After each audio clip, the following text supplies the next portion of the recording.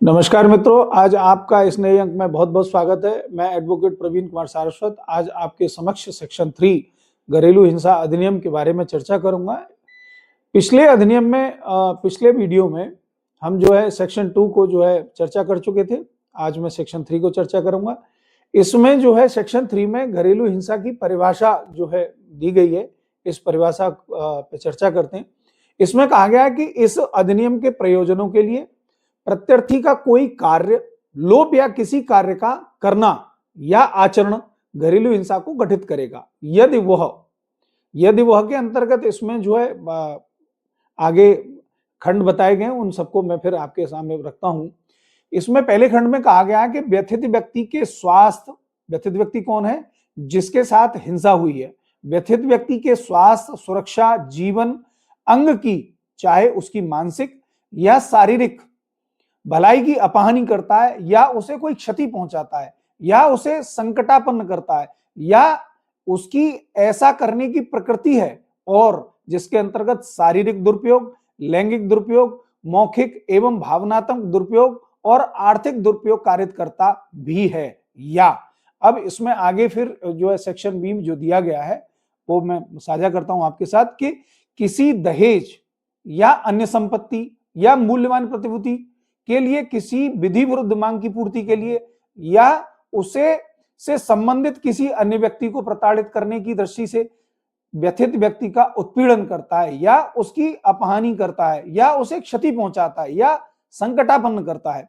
अब इसमें जो मेन बात क्या कही गई है कि व्यथित व्यक्ति से कोई व्यक्ति जो जुड़ा हुआ है उसके साथ भी अगर उसका कोई उत्पीड़न करता है वो भी घरेलू हिंसा की श्रेणी में आता है।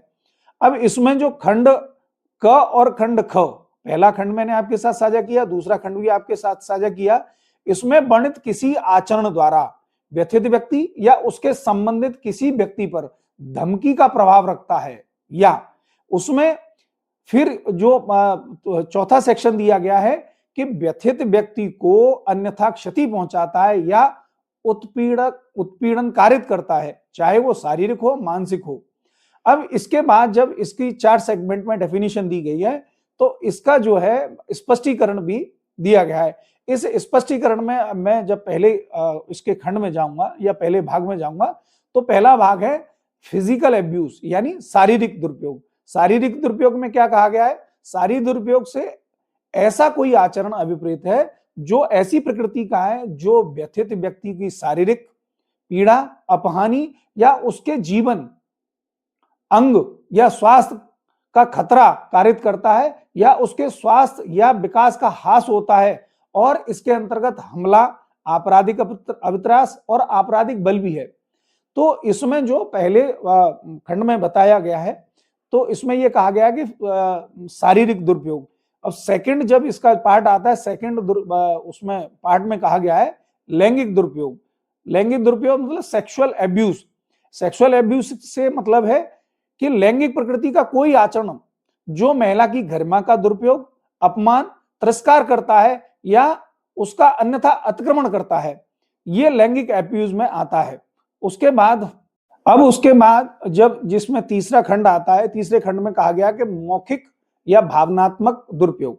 मौखिक या भावनात्मक दुरुपयोग का मतलब क्या है? वर्बल एंड इमोशनल एब्यूज के अंतर्गत अगर हम कहें अपमान, उपहास, तिरस्कार, गाली और विशेष रूप से संतान या नर बालक के न होने के संबंध में अपमान या उपहास, ये जो है इसमें आता है। इसमें एक खंड, इसका दूसरा पार्ट और है मौखिक और भावनात्मक दुरुपयोग का, कि किसी ऐसे व्यक्ति को शारीरिक पीड़ा कारित करने की लगातार धमकियां देना जिसमें व्यथित व्यक्ति हितबद्ध है। इसके बाद जब चौथा खंड इसमें आया है वो है इकोनॉमिक एब्यूज। इकोनॉमिक एब्यूज का मतलब आर्थिक दुरुपयोग। आर्थिक दुरुपयोग के अंतर्गत इसकी डेफिनेशन क्या है कि ऐसे सभी या किन्हीं आर्थिक या वित्तीय संसाधनों जिसके लिए व्यथित व्यक्ति किसी विधि या रूढ़ि के अधीन हकदार है, चाहे वे किसी न्यायालय के किसी आदेश के अधीन या अन्यथा संदेह है, या जिसकी व्यथित व्यक्ति किसी आवश्यकता के लिए, जिसके अंतर्गत व्यथित व्यक्ति और उसके बालकों, यदि कोई बालक है तो के लिए घरेलू आवश्यकता भी है, अपेक्षा करता है, किंतु जो उन तक सीमित नहीं है। इसके बाद स्त्री धन, व्यथित व्यक्ति संयुक्त रूप से या पृथक स्वामित्वाधीन साझी गृहस्थी और उसके रखरखाव से संबंधित भाटक का संदाय से वंचित करता है।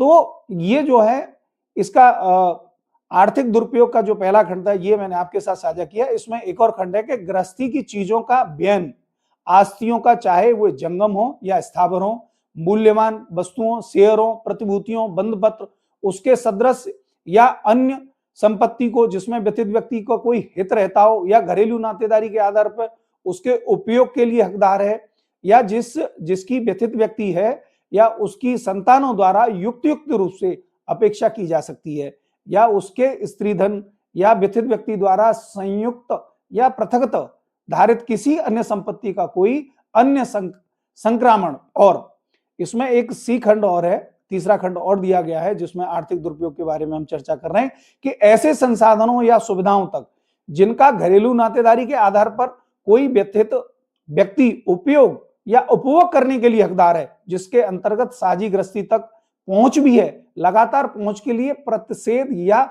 निर्बंध किया जा रहा है। जब घर में कोई संसाधन है, सुविधाएं हैं या घरेलू में साझी गृहस्थी में कोई चीज है, उनको जो है यूज करने नहीं दिया जा रहा है, इस परिभाषा में ये कहा गया है।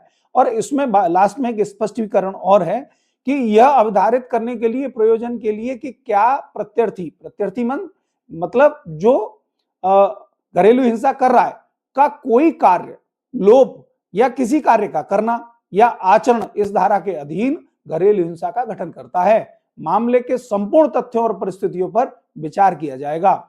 इस सेक्शन 3 में जो परिभाषाएं, घरेलू डोमेस्टिक वायलेंस की जो परिभाषा दी थी वो मैंने आपके साथ साझा की।